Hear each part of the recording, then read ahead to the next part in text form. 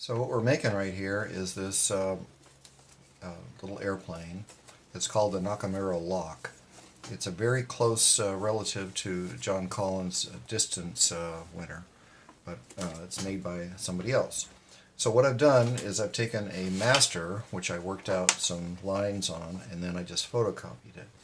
The photocopying process doesn't exactly locate these lines where they need to be. So as we go through this, we're going to be skeptical about where the lines are, and we'll try to correct them as we go.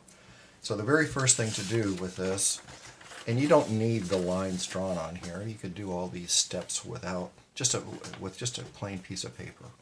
So what I'm doing I'm going to put a crease down the middle that we'll use for a reference line. It has to be symmetric left and right, and we're going to start by making that crease. So I made sure that they match, the corners match here, and the corners match down here. And now I can just move my fingers out. I'm still holding it at both ends, and I just mush that down. And you can see where the center line from the photocopy is actually different than that. So it would have been an error had we folded it on that. So we undo this. So notice that we haven't done anything with that fold. We're just using it for a reference line. So now I want to fold this down. So I'm going to put my fingernail right on that center line, the crease, not the photocopy line. And I'm going to pull this over. So I'm trying to get this corner down real tight on the crease line. And if everything's going well, it should come down to this line here, or very close to it, and in fact it does. So I'm holding it here, move my finger out, and crease it. So now, a test of how good that is to get this guy to do the same thing. They should meet right here. So let's get this guy over here, and we should have this top match. So that isn't perfect, but it's pretty good. So there's a little bit of a space right there. I don't think that's important. Okay, so now we've got that, and now we need the next fold is to double this over. So I'm pushing it this way a little bit I want this line to be as sharp as possible, and so I'm pushing it, and now I crease it. Okay, so now the next step is, okay, so this dot was supposed to be on the center line, and if you look real closely you can see through the paper that the center line is over here, and this is all wrong. But it was supposed to measure the distance from this tip. So the distance is important. So I'm just going to do that, and here's where our crease line is. So I'm going to try to get this tip right here to fit right there, and then this tip right here to fit in the same place. They should come together. So the challenge here is to get this to be smooth. I got several pieces of paper now. I'm going to try to help it curl. Okay, so now I've got it right there. If this starts to buckle up, like here's a buckle right here, I can maybe push it around with a pencil to get it to be rounder. And now I just have to, at some point you just got to mush it down. So I'm mushing it down, so it's right on the dot, or very close to it. Now this one ought to do the same. So I've got the two tips touching, and now I just want this paper to behave, and I can sort of push it out this way. I start in the middle and I work them up to the side. Okay. The reason this is called the Nakamura Lock is that this part right here comes up and locks the parts together. And I guess he invented this, but John Collins uses a very similar structure, so I'm not so sure it's that unique.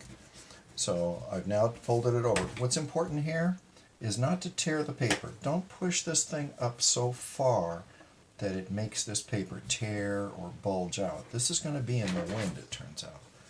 So now, I've got that okay. So now I want to, this becomes the bottom of the airplane. So now I'm folding it along that crease line, that center line, and I'm going to just use my fingernail to press that all down. Okay, so these lines right here, these lines, this and this, we're supposed to be halfway up here and halfway over here. Even my eye tells me they're off a little bit. So I'm going to take a ruler and I'm going to find out, actually you can do this one by eye. You can just say, this looks like halfway. This one's a little harder to do by eye. So I put it on here and it says 4 1/4. It's just barely less than 4 1/4. So I want to go barely less than 2 1/8. So that's right here. So this line wasn't off very much. So this is a tough fold. The more pieces of paper you get stacked on top, the harder it is to get the paper to fold. So I'm going to put, actually I'm going to take a stiffer ruler here and I'm going to put it on this penciled line that I just made and put it on that pencil point over here. The resistance to the fold is going to be on this thick part. So I'm going to try real hard to get it to bend. And I'm going to see I've folded it sort of straight up. And I'm working it with my index finger to try to get it, take some of the fight out of it. And now I'm going to try to pull it onto the ruler, and like so. As I start to get it to bend, now I can slide the ruler out and press it down. So the ruler will work for this, but the ruler's sort of thick. Better than a ruler is this really thin piece of metal, and I'll use it on the other wing.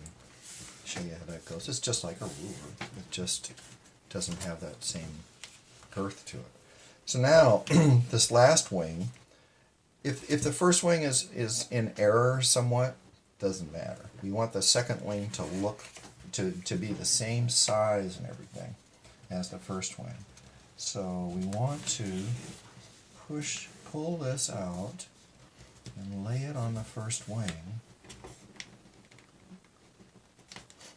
And now just work it back like we would anything else. So once we get it established, we hold it really hard and then we push. And it looks like it's not even. So we want to fix that. That's pretty gross. So what I'm going to do is push this out and we'll just fix it. So now I'm looking at this point right here. I want it to match. I want this to match in here. I'm pulling this a little bit that way. And now I do this. So there's an error somewhere that we did here. So you can see that this wing doesn't exactly match that one. So not sure where we did that, but this will still be a pretty good flyer.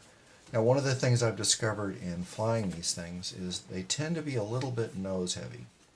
And so that means that the thing will dip. So what you do with that, what an airplane would do, is put up elevator. These little back parts are called the elevator. And as the plane flies through the air, it'll push this up.